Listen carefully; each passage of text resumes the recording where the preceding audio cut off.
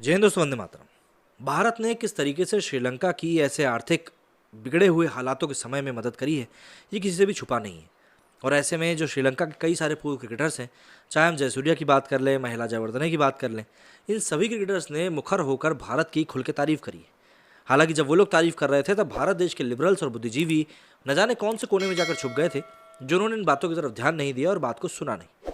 हालांकि अब जो बातें निकलकर सामने आ रही हैं, ये बातें सीधे तौर पर श्रीलंका के नए राष्ट्रपति के मुंह से आ रही हैं। और उन्होंने भी साफ तौर पर कह दिया कि अगर नरेंद्र मोदी नहीं होता तो श्रीलंका खत्म हो चुका होता। क्या कुछ कहा है और उन्होंने अपने इस बयान में, जो कि हर भारतीय के सीने को गर्व से भर देंगे, वही जान लेते हैं इस वीडियो में। श्रीलंका के राष्ट्रपति रानिल विक्रमसिंघे ने संकटग्रस्त श्रीलंका की मदद करने के लिए भारत को धन्यवाद दिया है।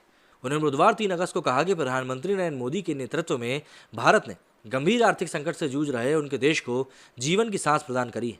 राष्ट्रपति विक्रमसिंघे ने संसद के तीसरे सत्र को संबोधित करते हुए टिप्पणी करी। रनिल विक्रमसिंघे ने 7 दिन तक स्थगित रहने के बाद 3 अगस्त को फिर से बुलाए गए संसद के सत्र में कहा कि मैं आर्थिक संकट से उबरने के हमारे प्रयासों के लिए हमारे निकटतम पड़ोसी देश भारत द्वारा मुहैया कराई गई मदद का विशेष रूप से जिक्र करना चाहता हूँ।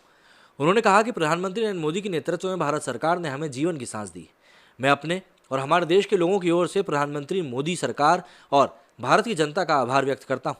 नरेंद्र मोदी ने बीते दिनों श्रीलंका के नवनिर्वाचित राष्ट्रपति रनिल विक्रमसिंघे को बधाई देते हुए कहा था कि भारत आर्थिक संकट से उबरने एवं स्थिरता के प्रयासों में श्रीलंका के लोगों की स्थापित लोकतांत्रिक माध्यमों से मदद करना जारी रखेगा। बता दें कि 20 जुलाई 2022 को श्रीलंका के सांसदों ने पीएम रनिल विक्रमसिंघे को अगला राष्ट्रपति चुना था। श्रीलंका की संसद में 44 सालों में पहली बार अस्थिरता के बीच हुए त्रिकोणीय राष्ट्रपति चुनाव में रनिल विक्रमसिंघे को 134 सांसदों का समर्थन मिला था। वहीं उनके प्रतिद्वंदी दुल्लास को 82 वोट ही मिले थे।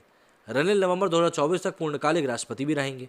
गौरतलब है कि श्रीलंका में विरोध प्रदर्शन शुरू होने के बाद इसी साल मई में रनिल विक्रमसिंघे को देश का नया पीएम चुना गया था। पीएम चुने जाने के बाद उन्होंने देश की संसद को संबोधित करते हुए कहा कि श्रीलंका बहुत ही कठिन हालात का सामना कर रहा है और आगे अभी बहुत सारी चुनौतियों का सामना करना भी पड़ सकता है। तो ऐसे में उन्होंने भारत का भी शुक्रिया अदा किया कि भाई भारत जो चीज़ कर रहा है वो भारत बिल्कुल ठीक कर रहा है और सटीक कर रहा है। और ऐसे में अगर भारत कोई चीज़ अगर श्रीलंका के हित में कर रहा है तो उसके लिए आखिर बुरा ही क्या है। बस इसीलिए ये सारी चीज़ें इस समय श्रीलंका को सही लग रही हैं और वो भारत का खुलकर सपोर्ट भी कर भी रहा है और उनसे मांग भी रहा है। गौरतलब है कि अभी जब वहाँ पर फ्यूल की कमी आई थी, दवाइयों की कमी आई थी, तब कई सारी चीज़ें भारत ने ही श्रीलंका को मुहैया कराई थी। वो भी ऐसे समय में जब श्रीलंका के पास वाकई में आर्थिक संकट के अलावा और कुछ भी नहीं था। मेरे स्टूडियो फिलहाल इतना ही। आप लोगों का इस पर क्या कहना है मुझे कमेंट करके ज़रूर बताएं। जय हिंद, जय भारत।